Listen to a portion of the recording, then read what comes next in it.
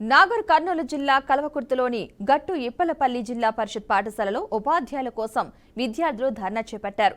బదిలీపై 11 మంది విద్యార్థులు వెళ్లిపోయినా కొత్తవారు ఇంకా రాలేదని విద్యార్థులు తెలిపారు.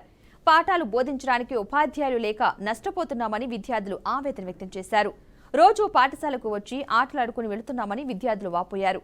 ప్రభుత్వం స్పందించి ఉపాధ్యాయులను నియమించాలని విద్యార్థులు కోరుతున్నారు.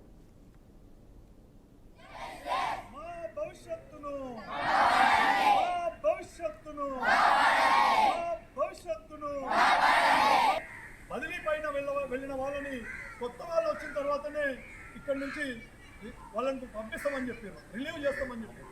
కానీ ఆ మాటకు నిలబడకుండా డిఈఓ గారు మరి కలెక్టర్ గారి ఆదేశమా, డిఈఓ గారు సొంత నిర్ణయమా, మరి ఏంది అర్థం కాదు. 11 మందిని రిలీవ్ చేసిర్రు. మా పాఠశాలకు గట్టుపలపల్లి మా పిల్లల జీవితాలతో ఆటలాడుకునే విధంగా ఒక్క టీచర్ని కూడా మా పాఠశాలకు పంపలేదు. ఒక్క టీచర్ను కూడా ఇక్కడ జైలు కాకుండా 16 మందిలో 11 మందిని ట్రాన్స్ఫర్ చేస్తే మరి ఈ పిల్లల జీవితం ఏమవుతుంది? ఈరోజు పేద విద్యార్థులు, పేద కుటుంబాల పిల్లలే చదువుతున్న ప్రభుత్వ పాఠశాలలను నిర్వీర్యం చేస్తున్నారు ఈ వ్యవస్థలో.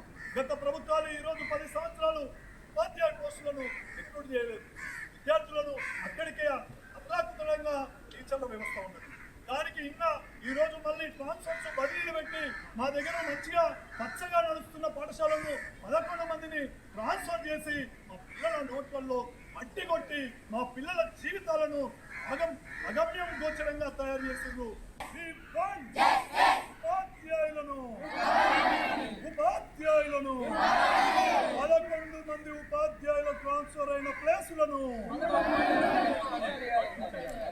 ఉపాధ్యాయుల ప్లేసులను 11 మంది ఉపాధ్యాయుల బదిలీలో భర్తీ చేయాల్సిన బాధ్యత